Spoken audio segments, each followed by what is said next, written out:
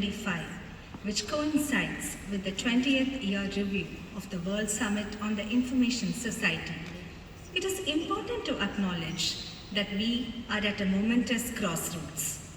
The choices that we make today, the techno-institutional paths we embrace, will determine whether we walk into digital dystopia or meet a future of hope.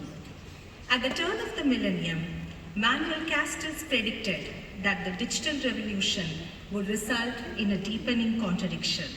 Castells noted that the more we develop a highly innovative system of production and social organization, the less this elite system needs those in the margins, and the more difficult it becomes then for those in the margins to catch up.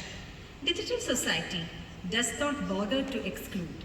It ruthlessly renders a significant part of humankind simply irrelevant. This threat of structural irrelevance, orchestrated invisibility of the majority, violates the foundations of human dignity, upending the international human rights-based order. 68% of the world's population may have internet access, but meaningful universal connectivity is still out of grasp for the majority.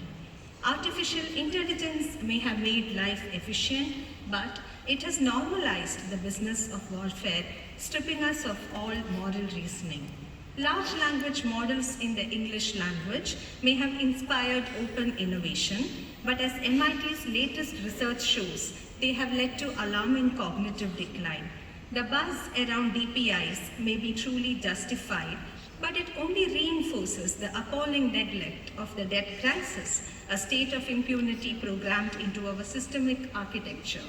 A new future of leisure may not be wishful thinking, but as things stand, it is still a pie in the sky for those at the bottom of global data value chains, and certainly for the unpaid women of the South, whose land and labor prop up the global digital economy. The path we choose from here on is therefore a no-brainer.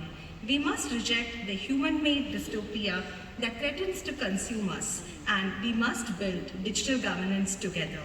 The democratic deficits of the present digital order actively harm those at the margins, communities seeking legitimacy for visions of a digital society accountable to the planet and to future generations.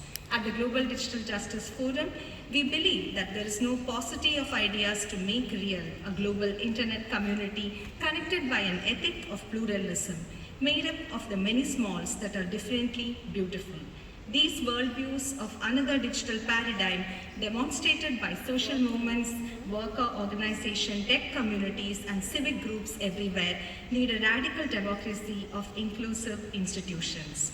As digital public policy issues expand in scope and scale, let us take a pledge to further transformative change. Let us renew the IGF's mandate for a hearty dialogue and spirited exchange towards international digital justice. Thank you.